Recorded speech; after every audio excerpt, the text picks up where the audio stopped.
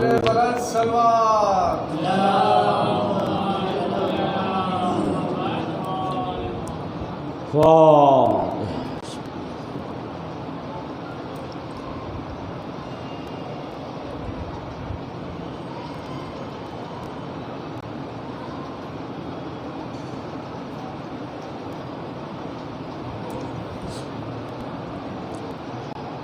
أعوذ بالله من الشيطان اللعين الرجيم بسم الله الرحمن الرحيم الحمد لله رب العالمين والصلاة والسلام على شفيع الأنبياء المرسلين وشفيع المذنبين أنيس الفقراء والمساكين سيدنا وحبيبنا وشفيع ذنوبنا وطبيب قلوبنا مولانا بالقاسم محمد ثم الصلاة والسلام على آله الطيبين الطاهرين المعصومين ولعنة الله على أعدائهم أجمعين من يومنا هذا إلى يوم الدين أما بعد فقد قال رسول الله صلى الله عليه وآله وسلم الحسن والحسين قام وقال الصلوات على محمد وعلى حضرت محترم رسول اکرم حضرت محمد مصطفیٰ صلی اللہ علیہ وآلہ وسلم نے فرمایا کہ الحسن والحسین امامان قام وقاد، یہ حسن اور حسین یہ جو ہے امام ہے، یہ جنگ کر لیں یا صلح کر لیں۔ تو آپ دیکھیں کہ امام حسن علیہ السلام نے صلح کیا اور امام حسین علیہ السلام حاکم شام کے بیٹے کے خلاف قیام کیا، تو امام حسن علیہ السلام نے قیام کیوں نہیں کیا؟ اور رسول اکرم نے فرمایا کہ دونوں امام ہیں۔ امام کے زمانے میں جو دور تھا تو ظاہر سی بات ہے کہ وہ تاریخ کا بہت اہم دور تھا، یعنی مولا علی کو جو ظاہری حکومت ملی 36 ہجری میں 4 سال تک، اور پھر 40 سے 50 ہجری تک امام حسن مجتبیٰ علیہ السلام کہ یہ ظاہری حکومت جو 14 سال ہے، اور 4 سال وہ 10 سال یہ 14 سال، اور یہاں تک کہ اسے جو ہے عبادت سمجھتے ہیں۔ تو اب آپ دیکھیں کہ ایسے حالات تھے، ایسا دور تھا کہ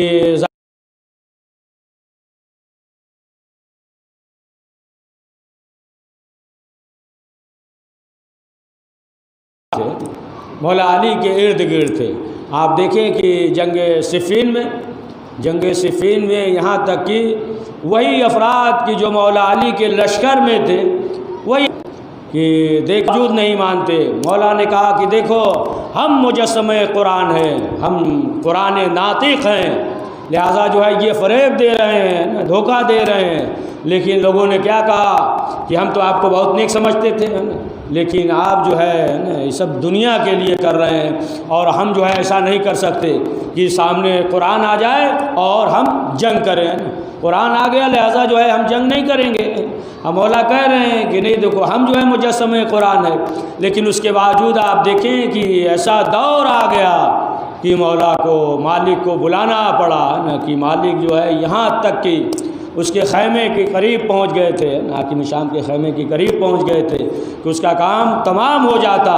لیکن اب آپ دیکھیں کہ جیتی ہوئی جنگ جو ہے یہ شکست میں تبدیل ہو جو ہے کامل کرے گا، لوگوں سے بیان کرے گا کہ ہمارا جو ہے نبوت سے کیا رشتہ ہے، نبوت سے امامت کا کیا رشتہ ہے۔ اب ظاہر سی بات ہے کہ جب ایک عام انسان کی طرح تصور کریں گے تو پھر ایسے موقع پہ جو ہے پیغام پہنچانا اور اپنے آپ کو یہ ظاہر کرنا یہ بہت سخت مرحلہ ہوتا ہے۔ لیکن اب آپ دیکھیں کہ نہ صرف یہ کہ بلکہ حاکم وقت کی طرف سے خرید اور فروخت جاری تھا، لوگوں کو خرید رہا تھا، یہ چاہ رہا تھا اس قدر جو ہے پروپیگنڈا ہو جائے کہ سب لوگ جو ہے ان کے خلاف ہو جائے، ان سے جو ہے بغاوت کرنے لگے، یا کہ داماد بنا لیں گے اور یہ شخص جو ہے 4000 لشکر کا جو ہے یہ سپہ سالار تھا، یہ سپہ سالار تھا 4000 لشکر کا۔ لیکن جو ہے اب یہ جب گیا مقابلے پہ گیا تو اب جو ہے یہ 5 لاکھ درہم میں 4000 لشکر اور اس کا جو ہے سردار، اور جب پورا لشکر جو ہے بک جائے اور سردار جو ہے اس طرف چلا جائے تو پھر ایسے حالات میں ہے نا کس طریقے سے امام جو ہے اپنے پیغامات کو پہنچا سکتے ہیں۔ یعنی لوگ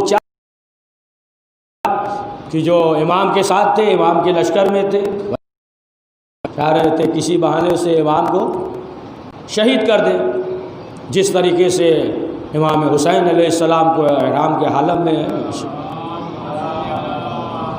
شہید کرنا چاہا اور امام نے جو ہے حج کو عمرے میں تبدیل کر دیا، تو اسی طریقے سے جو ہے یہ چاہ رہے تھے کہ امام حسن کو بھی شہید کر دیں۔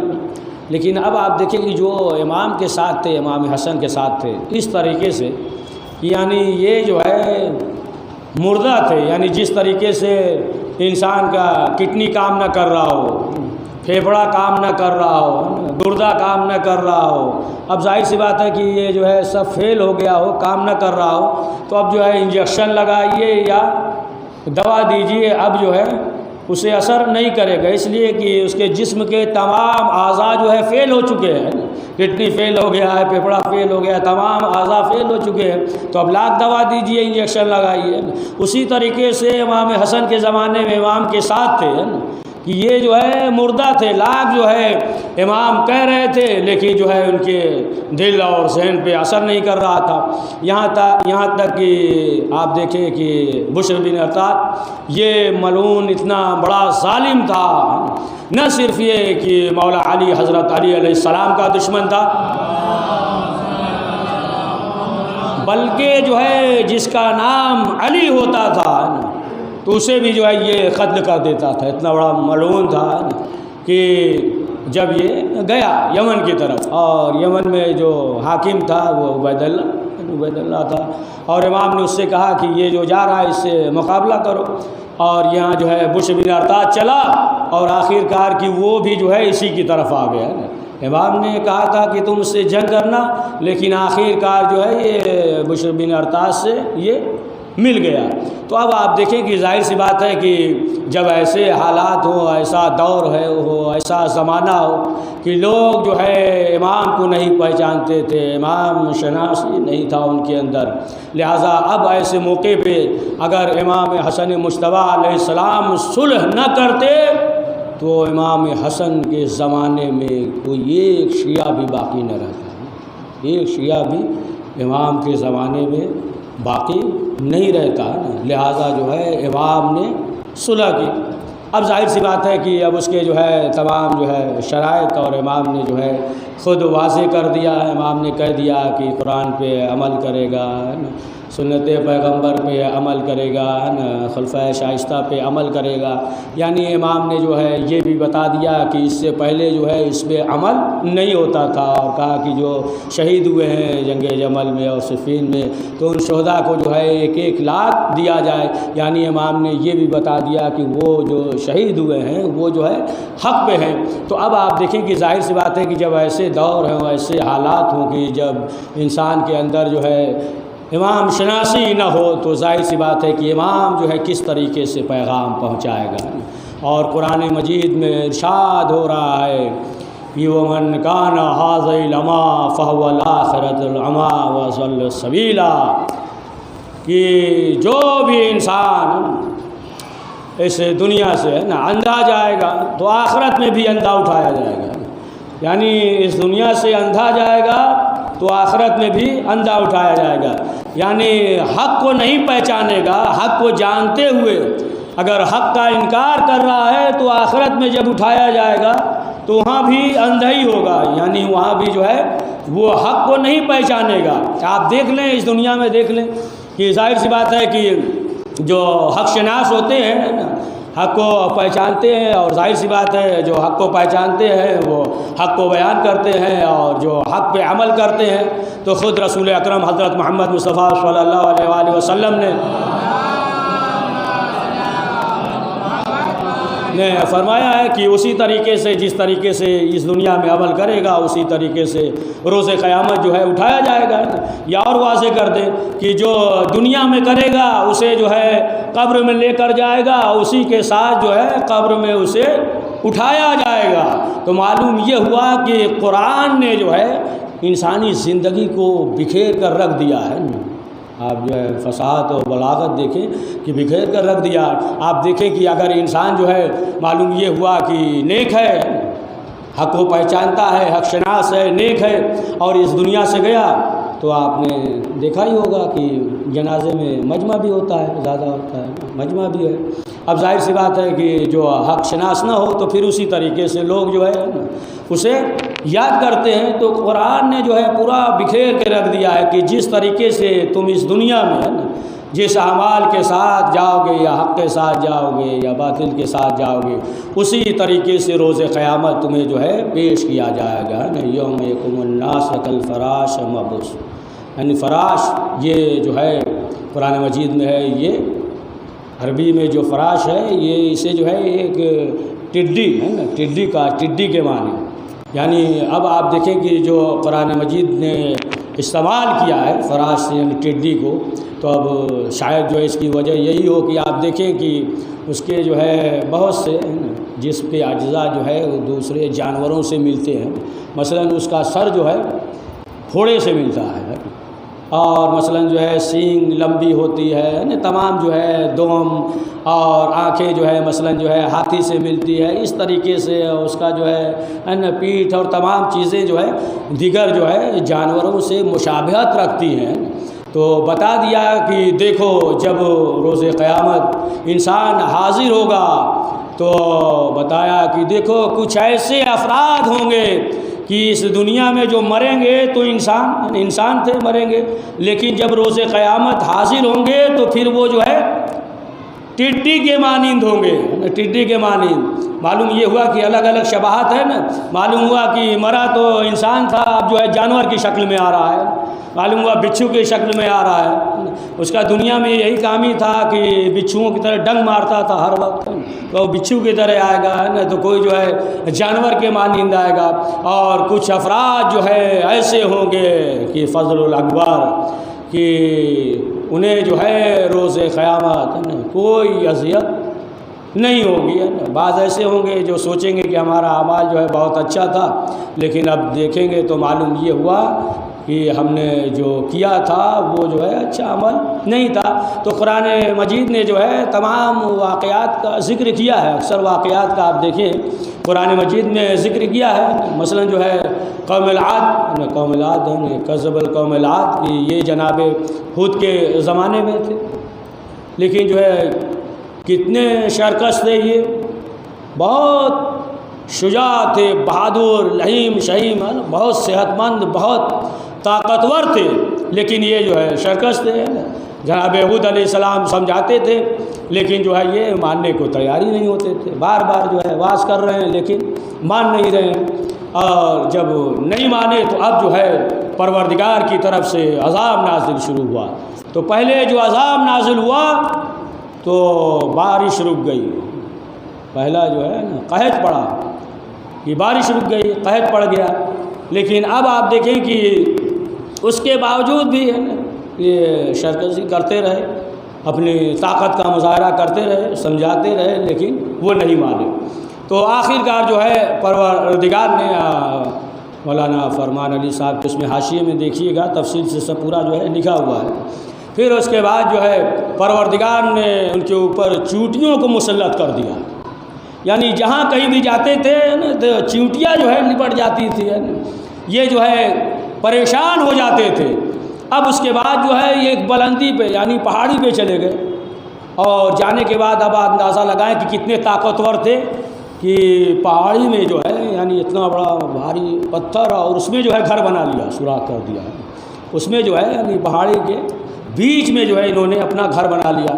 لیکن اس کے باوجود بھی جو ہے یہ شرکشی سے باز نہیں آئے. تو ایک مرتبہ پھر پروردگار کا عذاب چلا, یعنی ریت اور یہ جو ہے دھول ریت وغیرہ جو ہے اڑ کر اب آئے, اور آنے کے بعد جو ہے سب ان کے اوپر جمع ہو گئے. ریت تمام، اور یہاں تک کہ پھر یہ جو ہے ختم ہو گئے، نصف و نابود ہو گئے، نصف و نابود ہو گئے، ختم ہو گئے۔ اور جب مہدی عباسی کا دور آیا، جب اس کا دور آیا تو یہ جو ہے قافلے کے ساتھ جا رہا تھا، تو کہیں یہ ہوا کہ راستے میں پانی کی ضرورت ہے، تو مہدی عباسی نے حکم دیا کہ کنواں کھودا جائے۔ اب جب لوگوں نے کنواں کھودا، کچھ دور کچھ حصہ کھودا، کھودنے کے بعد کیا دیکھا کہ ایک پتھر ہے۔ اب جب اس پتھر کو ہٹایا تو کیا دیکھا، عجیب منظر ہے، ایسا معلوم ہو رہا ہے بسترا لگا ہوا ہے، کوئی جو ہے لیٹا ہوا ہے، کوئی جو ہے تکیہ لگا ہے بیٹھا ہوا ہے۔ اب اس کے بعد لوگوں نے جب یہ منظر دیکھا اور جیسے ہی ہاتھ لگایا تو وہ جو ہے خاک ہو گیا، راکھ ہو گیا۔ تو اب جو ہے ساتویں امام موسیٰ کاظم علیہ السلام سے لوگوں نے دریافت کیا ہے، لوگوں نے پوچھا کہ مولا یہ بتائیے کہ آخر یہ منظر کیسا ہے؟ تو امام نے فرمایا، ساتویں امام نے فرمایا کہ یہ جو ہے قوم عاد ہے، اور وہ جو ہے سرکشی کرتے تھے اور ان کے اوپر اللہ کا عذاب نازل ہوا ہے۔ یہ جو ہے بات نہیں مان رہے تھے اور اللہ کا ان پہ عذاب نازل ہوا۔ تو معلوم یہ ہوا کہ جو بھی سرکش ہیں یا مثلا جو ہے اپنے طاقت پہ غرور کر رہے ہیں، تو ان کو چونکانے کے لیے یہ قرآن کا واقعہ کافی ہے۔ پڑھ دیجئے سلام۔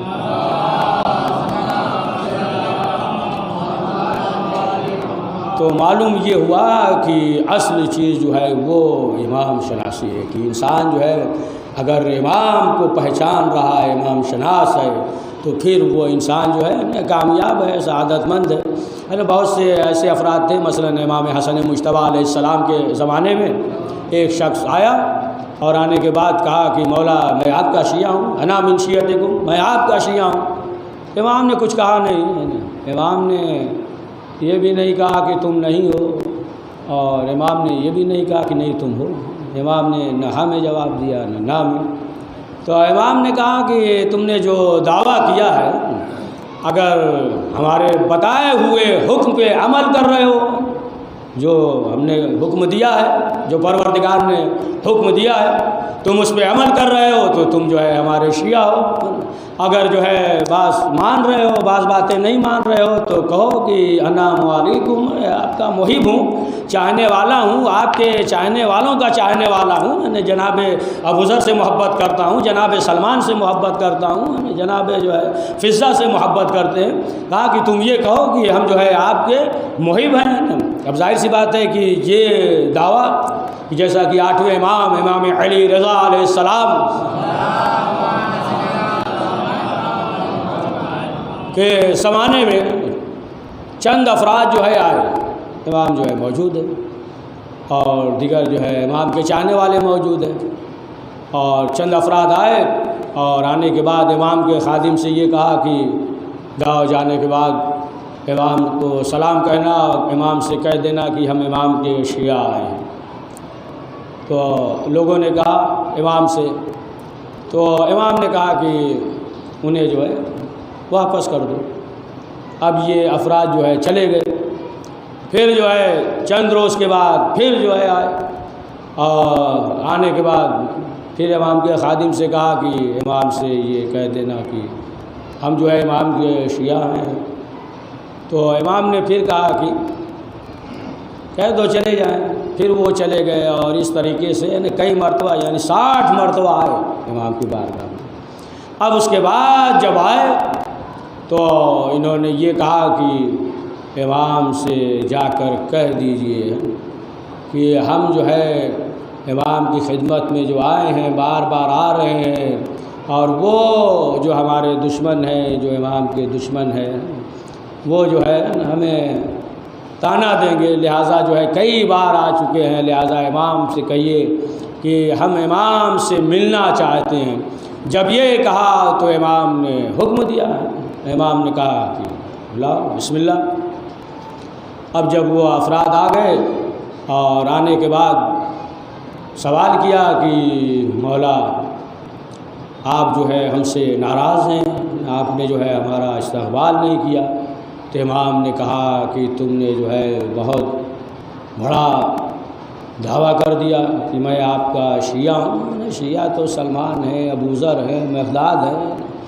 تو کہا کہ مولا میں آپ کا چاہنے والا ہوں، آپ کا محب ہوں۔ تو امام نے کہا کہ ہاں یہ جو تم نے کہا ہے یہ درست کہا ہے۔ دیکھو جو ہم حکم دیتے ہیں اور لوگ جو ہے اس پہ عمل نہیں کرتے، جہاں تقیہ کرنا چاہیے وہاں تقیہ نہیں کرتے، جہاں نہیں کرنا چاہیے وہاں جو ہے تقیہ کرتے ہیں، جھوٹ بولتے ہیں، غیبت کرتے ہیں اور حرام کھاتے ہیں۔ جس چیز کو ہم نے منع کیا ہے، جو چیز بھی ہمیں پسند نہیں ہے، اور لوگ جو ہے اس پہ عمل کرتے ہیں اور اس کے بعد جو ہے یہ کہتے ہیں کہ ہم آپ کے شیعہ ہیں۔ بعض احکامات میں عمل کرتے ہو اور بعض میں عمل نہیں کرتے ہیں، بعض میں جو ہے عمل نہیں کرتے، تو ظاہر سی بات ہے کہ تم یہ کہو کہ ہم آپ کے چاہنے والے ہیں، ہم آپ کے محب ہیں۔ تو فوراً انہوں نے کہا کہ مولا ہم سے غلطی ہو گئی، ہم جو ہے آپ کے محب ہیں، ہم آپ کے چاہنے والے ہیں۔ تو امام نے سوال کیا کہ یہ بتاؤ کہ کتنی مرتبہ تم آئے؟ کہا مولا 60 مرتبہ آئے، اور آنے کے بعد جو ہے ہم نے سلام کیا کہ اس کی تمہیں ضرورت ہو، ہے نا، اب تم جو ہے بیان کرو۔ اب ظاہر سی بات ہے کہ وہ بیان کرتے رہے۔ بہرحال امام نے جو ہے خادم کو حکم دیا، یعنی امام معصومین علیہ السلام نے یہ بتایا کہ دیکھو یہ محب یہ اور ہے، اور اہل بیت کا شیعہ علی کا شیعہ یہ جو ہے اور ہے۔ تو ظاہر سی بات ہے کہ جس نے بھی اس دنیا میں حق کو پہچان لیا، امام شناسی ہے، تو پھر وہ انسان اس دنیا میں بھی سعادت مند ہے، اور اس دنیا کے بعد آخرت میں بھی سعادت مند ہے۔ ورنہ یہی چیز ہے کہ آپ دیکھیں کہ ومن کان فی ھذا لما فہو الآخرۃ لما، کہ یہاں بھی اندھا رہے گا تو وہاں بھی اندھا رہے گا، اٹھایا جائے گا۔ تو اسی طریقے سے شاہ فیصل کے زمانے میں اس وقت جو ہے 12ویں صدی میں سوال سعود نے گرا دیا، یہ ہے بدعت ہے، یہ خاک ہے، فلاں چیز ہے، بوسہ لینا، یہ تمام چیزیں جو ہے یہ ہو گیا۔ بہرحال اس سے پہلے تمام چیزیں ہو گئی، تو شاہ فیصل جو تھا بہرحال تھوڑا سا اس کے اندر جو ہے نرم گوشہ تھا شیعت کی طرف سے۔ تو جب اس دور میں لبنان کے آیت اللہ اور محسن الحکیم یہ جو ہے حج پہ گئے تو ظاہر سی بات ہے اس سے پہلے اس نے کہا کہ بہت اہتمام کریں، اس لیے کہ یہ مرجع ہیں اور شیعوں کے فقہاء ہیں۔ تو بہرحال اس نے جو ہے دعوت دی، شاہ فیصل نے دعوت کی، اور محسن الحکیم اور جو ہے لبنان کے مرجع تھے، 2 علماء تھے، فقہاء تھے، ان کی جو ہے دعوت کی۔ تو بہرحال اس وقت جو ہے ان کا مفتی تھا عبداللہ بن باز، مفتی تھا، اور وہ جو ہے اندھا تھا، نابینا، اور وہ جو ہے حافظ قرآن تھا، حافظ قرآن تھا۔ دیکھیں قرآن حفظ کرنے سے جو ہے آنکھ کی روشنی بڑھتی ہے۔ اب آگے کیا کہیں، پتہ نہیں کیسے حفظ کرتے تھے کہ اندھے ہو گئے۔ اب یہ جو ہے نابینا تھا، اپاہج بھی تھا، ایک پاؤں سے جو ہے نا چل نہیں پاتا تھا، ویل چیئر وغیرہ پہ بیٹھا کر لائے۔ عبداللہ بن باز مفتی تھا، اس نے کہا کہ ظاہر سی بات ہے یہ ہیں تو یہ مفتی صاحب ہیں نا، تو ظاہر سی بات ہے انہیں بھی بلایا۔ اب جب بلایا تو بیٹھ گئے، تو اب تو اندھا ہے تو اسے کیسے معلوم، کیسے دیکھے گا کون ہے، کیا ہے، کیا پہنے ہے کیا نہیں۔ تو اس نے تعارف کرایا، کہا کہ یہ محسن الحکیم ہیں اور شیعوں کے بہت بڑے مرجع ہیں۔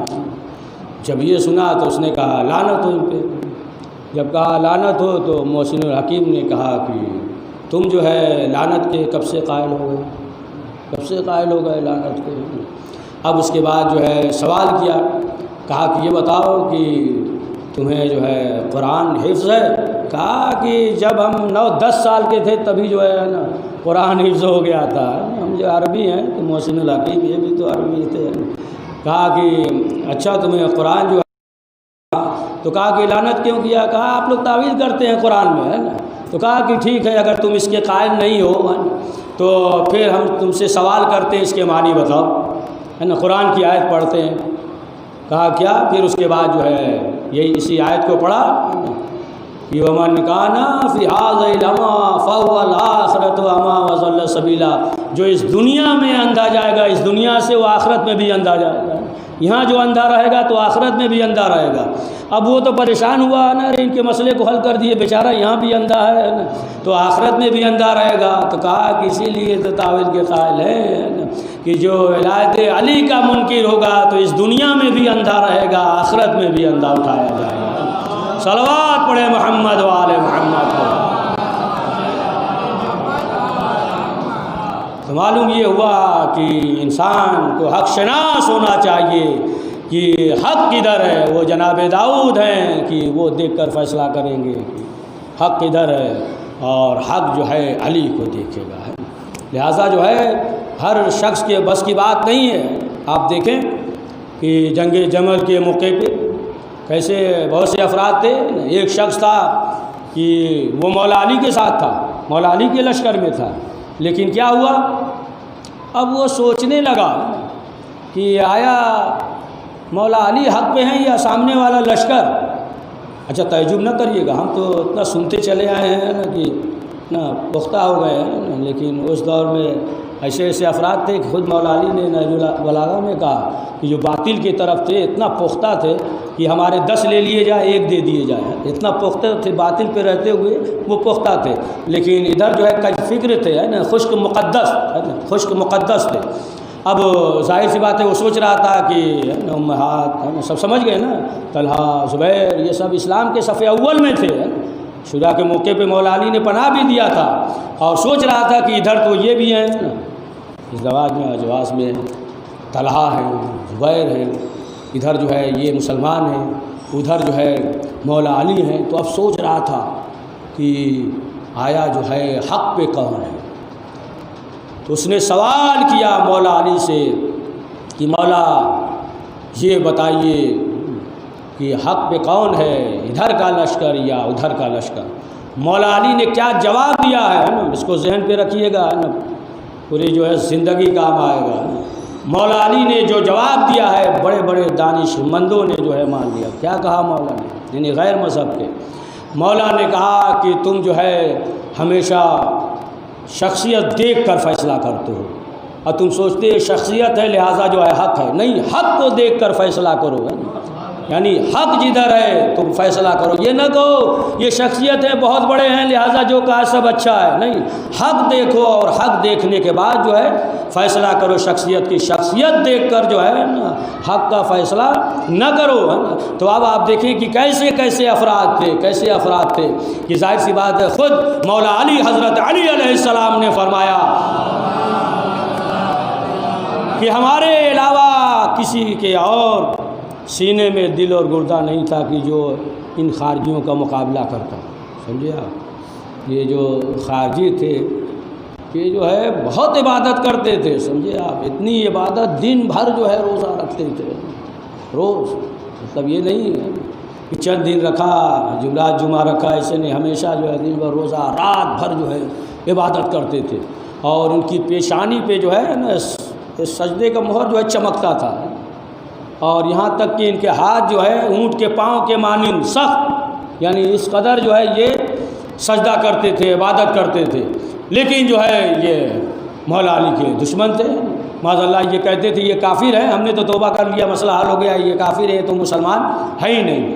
یہاں تک کہ اگر کوئی شخص جو ہے مثلاً ایک کھجور کھا لیتا تھا تو کہتے تھے کہ یہ مسلمان نہیں ہے، کسی باغ کا یا خارجی جو ہے خود خارجی کھا لیتا تھا تو کہتے تھے کہ یہ مسلمان نہیں ہے، یا جھوٹ بول دے تو کہتے تھے اسلام کے دائرے سے خارج ہو گیا ہے، یہ جو ہے نا مسلمان ہے ہی نہیں، اسلام کے دائرے میں ہے نہیں۔ اگر جو ہے مثلاً غیبت کر دیا تو یہ خارجی کہتے تھے نہیں، اب یہ جو ہے اسلام کے دائرے سے خارج ہو گیا۔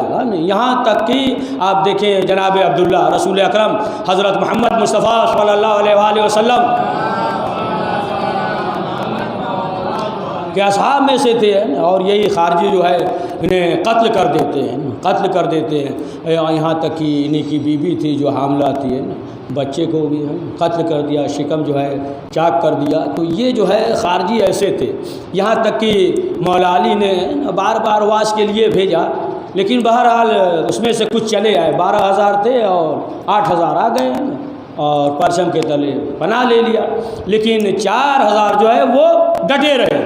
لیکن جو ہے امام نے پیغام بھیجا، ابن عباس گئے اور جب ابن عباس گئے اور جانے کے بعد جب ابن عباس نے دیکھا کہ اس قدر جو ہے یہ عبادت کر رہے ہیں، سجدہ کر رہے ہیں، کہ دیکھنے کے بعد واپس آ گئے، کہا مولا وہ جو ہے اس قدر عبادت کر رہے ہیں، کوئی جو ہے سجدے میں ہے، کوئی رکوع میں ہے، پیشانی پہ سجدے کا نشان ہے، ہاتھ جو ہے وہ اونٹ کے پاؤں کے مانند ہے، لمبے لمبے لباس پہنے ہوئے، اور کیسے میں جو ہوں آج کل جناب ابن عباس جو ہے یہ واپس چلے آئے، دیکھ کر اس منظر کو واپس چلے آئے، اور پھر جو ہے مولا علی مقابلے پہ گئے، مولا علی گئے تو ذکر کیا نا کہ 8 تو ادھر آ گئے، اب جو ہے وہ بچے 4000، اس میں سے 10 نے جو ہے معافی وغیرہ مان لی، اسی میں سے ابن ملجم بھی ہے، 10 میں سے ایک یہ بھی ہے، تو بہرحال جو ہے اسے جو ہے قتل کیا، جتنے افراد تھے سب کو جو ہے گاجر مولی کی طرح قتل کیا، اور پھر امام نے خود فرمایا کہ کسی میں یہ طاقت نہیں تھی کہ جو ان کا مقابلہ کرے، اس قدر جو ہے خشک مقدس تھے، کج فکر تھے کہ کسی میں ہمت نہیں کہ وہ جا کر جو ہے مقابلہ کرے، انہیں دھوکہ کھا جاتے تھے، اور امام نے فرمایا کہ یہ جو ہے باولے کتے کے مانند ہے، یعنی ایک جو ہے اپنا گروہ بنا لیا تھا، نے کہا یہ باولے کتے کے مانند ہے، کہ جس طریقے سے پاگل کتا جو ہے نہ وہ اپنے کو پہچانتا ہے نہ غیر کو ہے، نہ مالک کو پہچانتا ہے نہ غیر کو، کسی کو نہیں پہچانتا، جو بھی سامنے آئے کاٹ لے گا، گھوڑا آ گیا اسے بھی کاٹ لیا، مرغی آ گئی اسے بھی ہے نا، انسان آ گیا اسے بھی، اس کا خود مالک آ گیا تو اسے بھی، تو باولا کتا جو کاٹتا ہے تو اس کا اثر بھی ہوتا ہے، تو امام نے کہا کہ یہ جو ہے باولے کتے کے مانند تھے، اور انہیں جو ہے ہم نے قتل کیا ہے، تو اب آپ دیکھیں کہ کتنا جو ہے سخت مرحلہ تھا کہ ایسے افراد تھے، اور ظاہر سی بات ہے انہوں نے جو ہے ایک مذہب بنا لیا تھا، اور مولا علی نے جو ہے انہیں واصل جہنم کیا۔ تو ہاں عزیزان محترم، معلوم یہ ہوا کہ اگر جو ہے انسان امام شناس ہے تو پھر جو ہے ہر منزل پہ کامیاب رہتا ہے، صاحب بصیرت ہوتا ہے، اور پھر انسان جو ہے وہ دھوکہ نہیں کھاتا۔ جو افراد تھے وہی افراد تھے کہ جو امام حسن مجتبیٰ علیہ السلام کے زمانے میں، یا مثلا مولا کائنات حضرت علی ابن ابی طالب علیہ السلام کے زمانے میں بہت سے افراد جو ہے ایسے تھے کہ جو امام شناس نہیں تھے، صاحب بصیرت نہیں تھے۔ ہاں عزیزان محترم، ظاہر سی بات ہے کہ امام معصومین علیہ السلام نے اس پیغام کو پہنچایا، دین اسلام کی تبلیغ کی، اور تمام راہ میں اذیتیں ہوتی رہی، لیکن اہل بیت معصومین علیہ السلام اسی طریقے سے دین اسلام کی تبلیغ کرتے رہے، اور یہاں تک کہ رسول اسلام کو معلوم تھا کہ جب یہ ہمارا دین مٹھایا جائے گا تو ہمارا نواسہ حسین ایک عظیم الشان قربانی دے کر اس دین کو بچائے گا۔ ہاں زادارو، واقع کربلا ہو گیا، حسین ابن علی شہید کر دیے گئے، اصحاب بنی ہاشم شہید کر دیے گئے۔ اب یہ لٹا ہوا قافلہ 11 محرم کو کربلا سے چلا، شہزادی زینب فرات کی طرف رک کر کے آواز دیتی ہیں، اے بھیا عباس، بہت شان سے مدینے سے لے کر آئے تھے، اب زینب قیدی بن کر جا رہی ہے۔ ہاں زادارو، سکینہ آواز دے رہی ہیں، چچا عباس۔ ہاں زادارو، یہ قافلہ چلا، کوفے کے قریب پہنچا، لوگ جو ہے خرمے کو پھینک رہے تھے، صدقے کے طور پہ روٹیاں اور خرما پھینک رہے تھے۔ شہزادی ام کلثوم نے کہا کہ ہم اہل بیت پہ صدقہ حرام ہے۔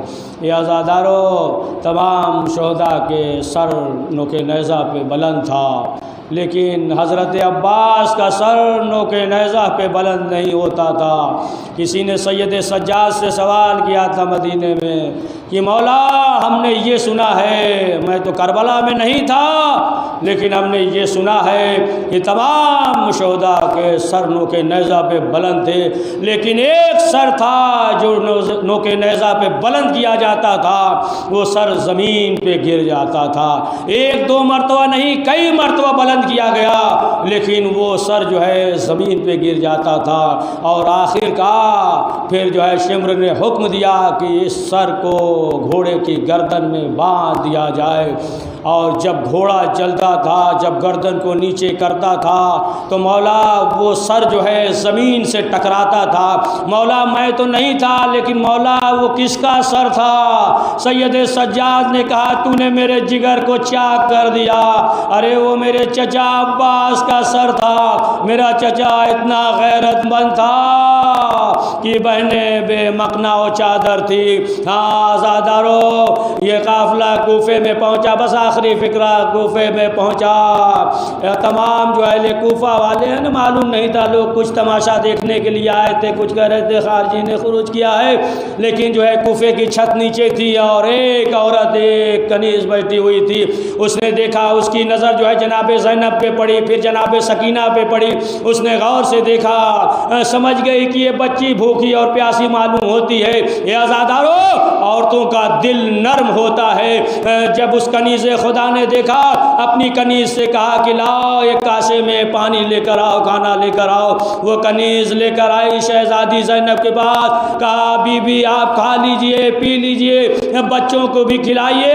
لیکن شہزادی نے کہا کہ یہ بتاؤ کہ تمہاری کوئی حاجت ہے؟ یعنی شہزادی نے بتایا کہ دیکھو ہمیں قیدی نہ سمجھنا، ابھی بھی اختیارات ہیں۔ کہا ہاں بی بی ایک حاجت ہے۔ کہا کیا؟ کہا بی بی دعا کر دیجئے جس طریقے سے یہ بچے یتیم اور اسیر ہوئے ہیں، ہمارے بچے یتیم اور اسیر نہ ہو۔ یہ آزادارو، شہزادی نے ہاتھوں کو بلند کیا، بچوں نے آمین کہی، پھر سوال کیا کہ کوئی اور بھی حاجت ہے؟ کہا بی بی ایک دعا یہ کر دیجئے مدینے جانا نصیب ہو۔ کہا وہاں جا کر کیا کرو گی؟ کہا بہت دن ہوا شہزادی زینب سے ملاقات نہیں ہوئی، میں چاہتی ہوں اپنی شہزادی سے ملوں۔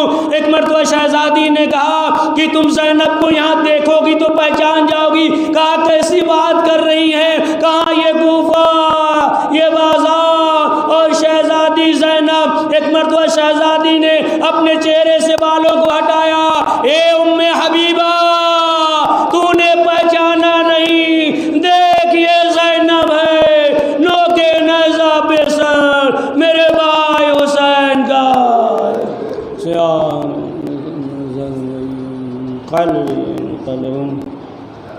پروردگار علیہ بیت معصومین علیہ السلام کے واسطہ اس مختصر سے اعمال کو قبول فرما۔ کریم جو پریشان حال ان کی پریشانیوں کو دور فرما۔